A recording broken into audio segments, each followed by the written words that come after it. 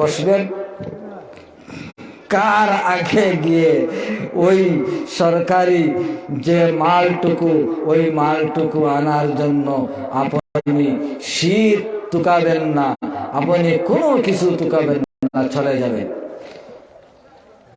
কিন্তু আল্লাহর রহমত রব্বুল আলামিন, স্বয়ং রব্বুল আলামিন নিচের আসমানের মধ্যে এসে ওই রব্বুল আলামিন রহমত বিতরণ করতেছেন, আর আমি সেটা থেকে বঞ্চিত হয়ে কম্বলের ভিতরে ঘুমিয়ে পড়ে গিয়েছি। যে বলেন নাউযুবিল্লাহি মিন যালিক। আমার ওই যে ওযু করার সময় যদি কোনো ব্যক্তি যদি কথাবার্তা করে যদি তাহলেই জেনে নিন তার ওযু হয়ে যাবে, কিন্তু ওই ওযুর মধ্যে স্বাদ হবে না। না হবে? এক ফিরিস্তা, 4 জন ফিরিস্তা তাদেরকে রুমাল দিয়ে ডেকে রাখে। এক কথা বলবে, একজন ছেড়ে চলে যাবেন, অপর কথা বলবেন, আর একজন ছেড়ে চলে যাবেন। ওই যে ওযুর খুশু যেটা আছে সেটা চলে গেল। আমার মায়েরা, ওই যে খুশু, আপনি যদি কোনো তরকারি রান্না করেন আর ওই তরকারির মধ্যে আপনি যদি লবণ এক পদে যদি না দেন, তাহলেই জেনে নিন ওই তরকারি যেন আপনার জন্য সর্বনাশ। না সর্বনাশ নয়? হ্যাঁ। আর যদি রসুন এক পদ না দেন, পেঁয়াজ এক পদ না দেন, তাহলে তরকারি কি সর্বনাশ হবে না খাওয়া যাবে? কিছু জবাব দেবেন, আমার সাথে একটু সহযোগিতা করবেন। ওয়াজের প্যান্ডেলে যদি মানুষ না থাকেন, কিছু যদি উত্তর না পাই, তাহলে ওয়াজ আসে না, ওয়াজ করতেই ভালো লাগে না। যেমন জমিন তেমন চাষ, বুঝতে পারছেন? ওয়াজের প্যান্ডেলেই তো মানুষ নেই। আমার মায়েরা, ওই যে ওযু, ওই ওযুটুকু আপনি যখন সাত খুশু না এনে আপনি ওযুটুকু করলেন না, আপনার নামাজ যদি খুশু এবং হুজুর সহিত হলো না, তাহলে ওই নামাজ নিয়ে একদল ফিরিস্তা আসমানের দিকে যাবেন। যখন প্রথম আসমানের নিচে ওই ফিরিস্তাদ্বয় আপনার নামাজ নিয়ে যাবেন, ততক্ষণ ফিরিস্তাদ্বয় আসমানের ফিরিস্তাদ্বয় বলবেন, ওহে কার কি নিয়ে এসেছো বলুন। ওই ফিরিস্তা বলবেন, অমুক গ্রামের অমুকের ছেলে অমুক তার নামাজ নিয়ে এসেছি। ওকে ফেরেশতাগণ, ওই ফেরেশতাগণ বলবেন, ওকে ফেরেশতা তার নামাজ তার মুখের মধ্যে নিক্ষেপ করে দাও, কেননা ওই নামাজের মধ্যে দুর্গন্ধ ছড়াচ্ছে। সেটা সেই নামাজের মধ্যে কোনো খুশু নেই, কোনো সৌন্দর্য নেই, কোনো রাসূলের সুন্নত নেই, রীতিনীতি নেই। আমার মায়েরা, একটি মাসআলা আপনার সম্মুখে এবারে বলছি। আমি কালাইনের এক প্রোগ্রামে আমার এক মৌলানা বলেছিলেন যে ওই মাসআলাটি আপনি যেখানেই যান না কেন আপনি বলবেন বলে আমাকে ওয়াদা করুন। তো ওনার কাছে আমি ওয়াদা করে এসেছি, যেহেতু সেহেতু আমি মাসআলাটি বলে দিই। তারপর আমার আলোচ্য বিষয়ের দিকে চলে যাব। মাসআলাটি হলো, যখন আপনি নামাজের মধ্যে সজদার মধ্যে থাকবেন, তখন আপনার যে ওই পায়ের যে ওই 3 আঙ্গুল এবং ওই পায়ের যে ওই 3 আঙ্গুল, কত আঙ্গুল হলো? 6 আঙ্গুল। ওই 6 আঙ্গুলের পেট লেগে যতক্ষণ সজদার মধ্যে থাকবেন, ততক্ষণ আপনার ওই আঙ্গুলের পেট লেগে আঙ্গুলটুকু এমনি ভাবে বাঁকা হয়ে কিবলামুখী হওয়া ওয়াজিব। কি বলছি? ওয়াজিব। কিন্তু একটি কেবল বৃদ্ধাঙ্গুলের পেট লেগে কিবলামুখী হয়ে থাকা ফরজ। সেটা কি? ফরজ। যদি আঙ্গুলের আগা লাগে তাহলে ফরজ ছুটে যাবে, আঙ্গুলের পেট লেগে এমনি ভাবে বাঁকা হয়ে থাকতে হবে যতক্ষণ সজিদার মধ্যে থাকবেন। সেটা হলো 1 আঙ্গুল ফরজ এবং 6 আঙ্গুল ওয়াজিব। আর ফরজ ওয়াজিব যদি ছুটে যায় নামাজ হবে না আমার ভাইরা। তাই এই আমলটুকুর দিকে আপনারা একটু লক্ষ্য করে নেবেন। আর যদি ওই উভয় পা যদি জমিন থেকে উঠে যায় তাহলে নামাজ ফাসিদ হয়ে যাবে। আর কাহারও যদি নাক এবং কপাল লাগানো জমিনের মধ্যে ফরজ এবং নাক জমিনের মধ্যে লাগানো ওয়াজিব, যদি কাহারও নাক কপাল লাগে এবং নাক লাগে না তাহলে নামাজ ফাসিদ হয়ে যাবে, সেই নামাজ হবে না। আমার ভাইরা, এই যে আঙ্গুলের মাসআলা যেটা বলেছি সেটা ফতোয়ায়ে রিজভিয়ার মধ্যে 7 নম্বর খণ্ড ইমামে বরহক আহমদ রেজা খান সাহেব লিপিবদ্ধ করেছেন। আপনারা কিতাব থাকলে বের করে দেখে নিন। তাও শেষ নয়, স্বামী, এরপর বিভিন্ন ফতোয়ার কিতাব, হিন্দিয়া, বিভিন্ন ফতোয়ার কিতাবের মধ্যে এই মাসআলাটুকু এসেছে, আপনারা খুলে বের করে দেখবেন। আমার মায়েরা, ওই যে ওযু করে যখন আপনি মসজিদের দিকে রওনা হলেন ততক্ষণ যেন আপনার ওই পায়ের এক পাদুকালয়ের মধ্যে যেন 10 করে নেকির বিবদ্ধ হয়ে যায়। যে বলেন সুবহানাল্লাহ। আর যদি বলেন যে আমি মসজিদে গিয়ে ওযু করবেন, বিনা ওযুয়ে চলে গেলেন মসজিদে গিয়ে ওযু করবেন, ওই পুণ্য থেকে আপনি নেকি থেকে বঞ্চিত হয়ে গেলেন। বুঝতে পারছেন আমার মায়েরা? ওই সুন্নত, আপনি সুন্নত পড়বেন, ওই সুন্নত যদি বাড়ির ঘরের মধ্যে পড়ে নেন তাহলে সওয়াব বেশি হবে। আর যদি মসজিদের মধ্যে পড়ে নেন তাহলে সওয়াব কম হয়ে যাবে। আমার ভাইরা, আমি পূর্বেই বলেছি যে ইবাদত কেবল নামাজ, কেবল রোজা নয়, কেবল হজ নয়, কেবল যাকাত নয়, ওই দৈনন্দিন জীবনে গোটা সমস্ত যেন রাসূলের নীতি রীতি অনুযায়ী করলে ওই সমস্ত ইবাদতের মধ্যে গণ্য হয়ে যাবে। আমার ভাইরা, ওই নামাজ, ওই রোজা, নামাজ পড়াও সওয়াব এবং নামাজ পড়াও গুনাহ, এই কথাটি কি আপনারা কি জানেন? নামাজ পড়া ইবাদত, নেকি, পুণ্য, এবং নামাজ পড়া হারাম, গুনাহ। এবারে ওই নামাজ পড়া গুনাহ কেমন ভাবে হলো? আমার নামাজ পড়া সওয়াবের কাম এবং আমাদের পক্ষে কর্তব্য, নামাজ পড়া কেমন ভাবে হলো? আমার ভাইরা, মূল কথাটুকু হলো আল্লাহর হুকুম আমি অমান্য না করে মেনে নেওয়া।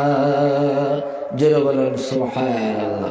ওই যে সূর্য উদয় হবে ততক্ষণ আপনার জন্য নামাজ পড়া হারাম। আর যখন সূর্য দ্বিপ্রহর হয়ে যায় তখন যেন আপনার জন্য নামাজ পড়া হারাম। আর যখন সূর্য অস্ত যায় তখন আপনার জন্য নামাজ পড়া হারাম। কিন্তু সূর্য অস্ত যাওয়ার সময় কেবল ওই দিনের আসরের নামাজ যদি আপনার জন্য পড়া হয় না তাহলে জেনে নিন ওই সূর্য অস্ত যাত্রাকালে ওই আসরের নামাজ পড়া যায়। এবারে ওই আল্লাহ পাক তাবারাকাল্লাহু তাআলা জাল্লা জালালুহু ওয়া আম্মা নাওয়ালুহু কি বলেছে যে ওই সময় নামাজ পড়বেন না। তো যদি পড়ে নেন তাহলে কি হবে? ইবাদত হবে না গুনাহ হবে? তাই নামাজ না পড়াও ইবাদত। কি হলো? নামাজ না পড়াও ইবাদত। তাহলে আমরা বুঝতে পারলাম, বুঝে নিলাম যে মোট কথাটা হচ্ছে যে আল্লাহর হুকুম নির্দেশ যেটা আছে এবং আমাদের প্রিয় হাবিব সাল্লাল্লাহু আলাইহি ওয়াসাল্লামের যে রীতি নীতি এইগুলা মেনে নেওয়ার নামই হচ্ছে ইবাদত। জোরে বলেন সুবহানাল্লাহ। কেবল নামাজ রোজা ইবাদত নয় আমার ভাইরা, ওই ইবাদত ওই যে রাসূলের নির্দেশ, আল্লাহর রাসূলের সুন্নাত যদি ওই কঠিন যুগে কোন ব্যক্তি একটি সুন্নতকে আঁকড়িয়ে ধারণ করে নেয়, তাহলেই জেনে নিন রাসূল বলেছেন যে সে যেন 100 শহীদের সওয়াব অর্জিত করে নিল। যারা বলেন সুবহানাল্লাহ, সে কি করলো? 100 শহীদের সওয়াব অর্জিত করে নিল।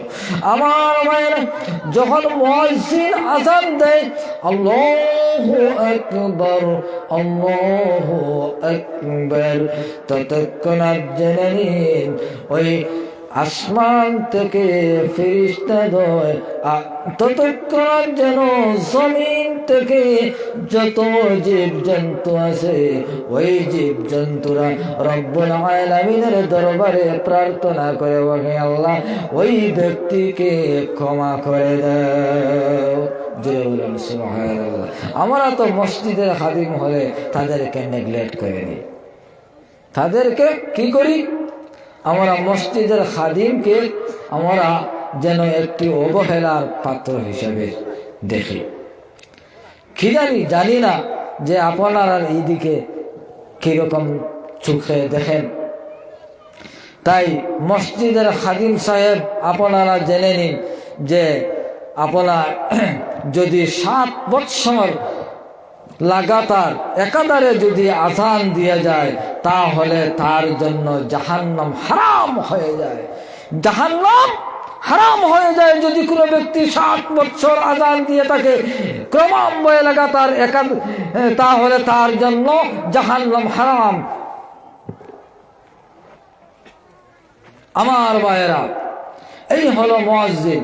মুয়াজ্জিন যখন আযানের মধ্যে বলবেন আল্লাহু আকবার আল্লাহু আকবার, ততক্ষণ ওই জমিনের যত ফল রাজি যত আপনার গাছপালা আছে না কেন ওই সমস্ত যেন রব্বুল আলামিনের দরবারে প্রার্থনা করে, ওহে আল্লাহ ওই ব্যক্তিকে ওই মুয়াজ্জিনকে তুমি কি করো? ক্ষমা প্রার্থনা করে দাও। যখন ওই মুয়াজ্জিন বলে আশহাদু আল্লা ইলাহা ইল্লাল্লাহ, ততক্ষণাৎ ওই জমিনের মধ্যে যত জীবজন্তু আছে না কেন ওই সমস্ত জীবজন্তু ওই মুয়াজ্জিনের জন্য কি করে নেয়? প্রার্থনা করে নেয় রব্বুল আলামিনের দরবারে। আমার ভাইয়েরা, এমনি ভাবে তার জন্য ওই আযানের যত বাক্য আছে না কেন ওই সমস্ত বাক্যাংশের পরিশেষে ওই আল্লাহর মাখলুক বিভিন্ন প্রকারের মখলুক তার জন্য প্রার্থনা করে। যখন ওই মুয়াজ্জিন শেষাংশের দিকে চলে গিয়ে লা ইলাহা ইল্লাল্লাহ বলেন, ততক্ষণ রব্বুল আলামিন 7 আসমান থেকে আরশ থেকে নেমে যেন ওই মুয়াজ্জিনের জবাব দিতে এসে বলেন, ওহে মুয়াজ্জিন তুমি যাই বলেছো আমি রব্বুল আলামিন এখনই সন্তুষ্ট হয়ে গেলাম। জোরে বলেন সুবহানাল্লাহ। আমার ভাইয়েরা, ওই যে ইমাম সাহেব আছেন, ইমাম সাহেবের এমন কোনো মর্যাদা, এমন কোনো দাম, এমন কি মেসাবগণের এমন দাম এই যুগে নেই। আর এই যুগ টেনে যখনই ওই মেসাবগুলোর মূল্য উঠে যাবে, কিয়ামত হয়ে যাবে। একজন আলিম যদি এক বাড়ির মধ্যে গিয়ে যদি ওই বাড়ি যদি ওনার পা দিয়ে উড়েন তাহলে ওই বাড়ির মধ্যে বরকত ধারণ করে, ফল ধারণ করে। একজন আলিম যদি এক কবরস্থানের পাশে দিয়ে যান, তাহলে জেনে নিন 40 দিন অবধি ওই কবরের আযাব মাফ হয়ে যায়। জোরে বলেন সুবহানাল্লাহ। এই হলো আলিমের দাম। কিন্তু আমাদের কাছে এইটুকু দাম নেই। আমাদের কাছে কতটুকু দাম আমি বলে দিচ্ছি আপনার কাছে। যেমন লবণ তেমন আলিম।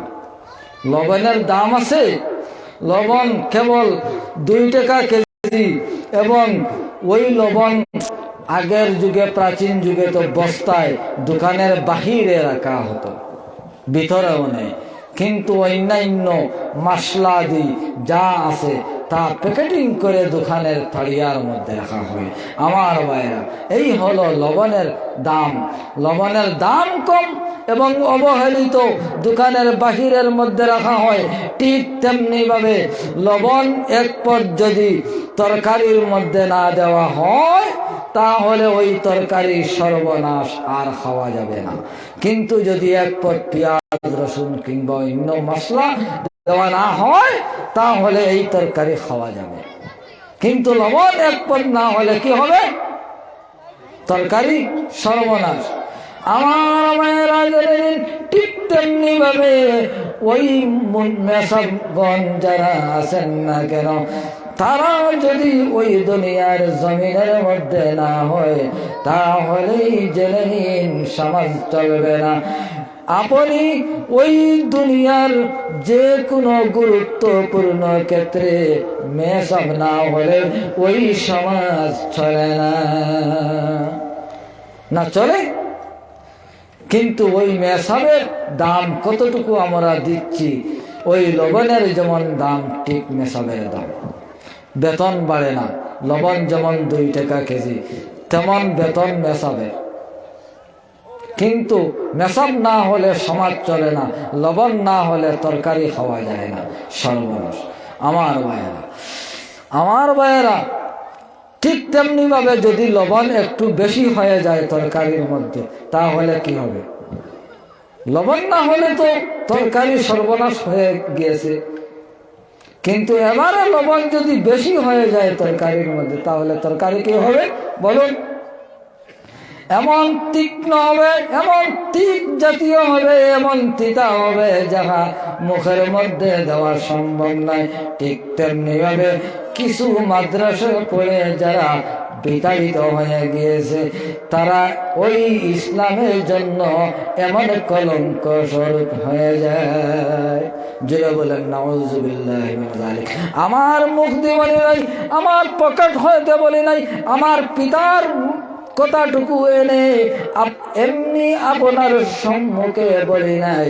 আল্লাহর রাসূল হাদিসের মধ্যে বলেছেন, খায়রুন নাসি খায়রুল উলামা'i ওয়া শাররুন নাসি শিরারুল উলামা' আও কামা ক্বালা আলাইহিস সালাতু ওয়াস সালাম। আমার ভাইরা, ওই হাদিসের মধ্যে আল্লাহর হাবিব বলেন, যেমন ওই আলিমদের দ্বারা ওই দুনিয়া উৎপত্তি হয়েছে, ঠিক তেমনি ভাবে ওই আলিমের হাতে দুনিয়া নিষ্পত্তি হয়ে যাবে।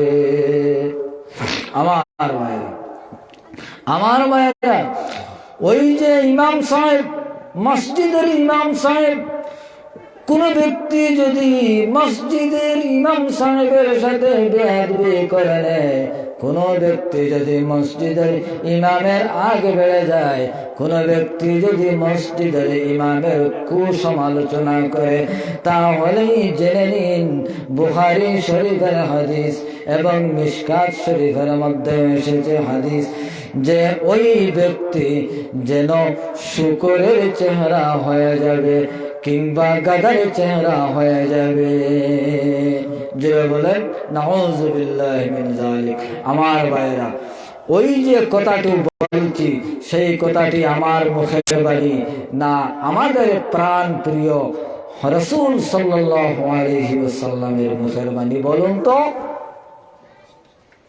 আল্লাহর রাসূল যদি বলেছেন যে ইমামের পিছনে লেগে থাকা, ইমামের কোনো প্ররোচনা করা, কোনো গীবত করা, ইমামের প্রতি যদি শ্রদ্ধা না করি, সম্মান না করি, তাহলে আমার চেহারা রব্বুল আলামিন কি দিয়ে বদলে দিবেন? শুকরের চেহারা দিয়ে বদলে দিবেন। জুড়ে বলেন নাউযুবিল্লাহি মিন যালিক। আমার ভাইরা, ইমাম হলেন ওই আপনার মহল্লার সর্দার। ইমামের স্তর কোথায়? আপনারা কতটুকু তার ইমামকে সম্মান দিতে হবে, ইমামকে কতটুকু মানতে হবে, এইটুকু যতক্ষণ পর্যন্ত ওই মহল্লার মধ্যে চলে না আসে, ততক্ষণ পর্যন্ত ওই মহল্লার মধ্যে শান্তি আসবে না। জোরে বলেন সুবহানাল্লাহ। আমার মায়েরা, যেমন আলা বিযিকিরিল্লাহি তাতমাইন্নুল কুলুব, আপনি জিকির করুন, আপনি ইবাদত করুন, শান্ত মনে করুন।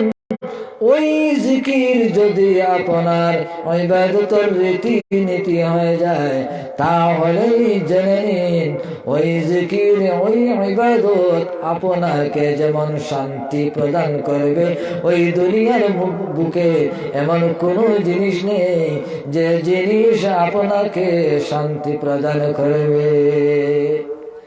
আপনার স্ত্রী আপনাকে শান্তি প্রদান করতে পারবে না, আপনার ছেলে আপনাকে শান্তি প্রদান করতে পারবে না।